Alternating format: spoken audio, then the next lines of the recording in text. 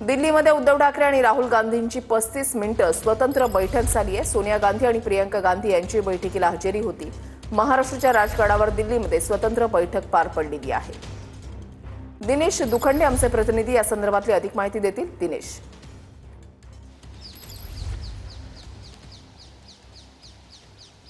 हो, या क्षणाची ही मोठी बातमी आहे महाराष्ट्राच्या राजकारणासाठी आणि तीही दिल्लीतून येते आहे। काल इंडिया आघाडीची बैठक दिल्लीत लोकसभेचे विरोधी पक्षनेते राहुल गांधी यांच्या शासकीय निवासस्थानी पार पडली आणि त्यानंतर या बैठकीत खरं तर राहुल गांधी यांनी मतचोरी बाबतीतलं एक प्रेझेंटेशन इंडिया आघाडीतील नेत्यांना केलं। त्यानंतर इंडिया आघाडीची बैठक झाली आणि या बैठकानंतर राहुल गांधी आणि उद्धव ठाकरे यांच्यात जवळपास 35 मिनिटं सेपरेट म्हणजे वेगळी बैठक झालेली आहे आणि या बैठकीला सोनिया गांधी आणि प्रियंका गांधी हेही उपस्थित होते।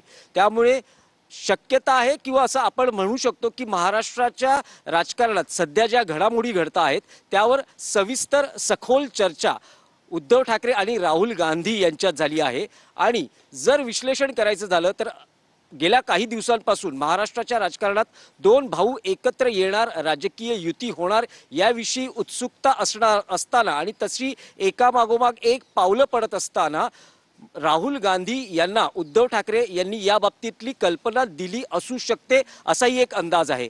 काल या बैठकी आधी जी पत्रकार परिषद झाली त्यात उद्धव ठाकरेंनी त्यांची भूमिका स्पष्ट केली होती की दोन भाऊ एकत्र यायचं की नाही हे ठरवायला समर्थ आहेत, तिसऱ्या कोणाची गरज नाही। यावरून स्पष्ट संकेत मिळत होते की दोन भाऊ महाराष्ट्राच्या राजकारणात एकत्र येणार, पण हे एकत्र भाऊ आल्यानं काँग्रेसची भूमिका काय राहणार, महाविकास आघाडी आणि उद्धव ठाकरे यांच्या पक्षाचा इंडिया अलायन्समध्ये पुढे सहभाग असणार का, असे अनेक तर्क या विधानानं लढवू लागले होते। आणि ते पाहता उद्धव ठाकरे यांनी स्थानिक स्वराज्य संस्थांच्या निवडणुकांच्या अनुषंगानं दोन भावांमधल्या युती बाबतीत आपली जी भूमिका आहे ती राहुल गांधी यांच्याकडे स्पष्ट केली असणार हे आता जवळपास नक्की मानलं जात आहे।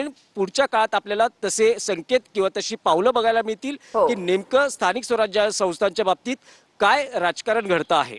बरोबर, नक्कीच। धन्यवाद दिनेश दिलेल्या सविस्तर माहितीसाठी।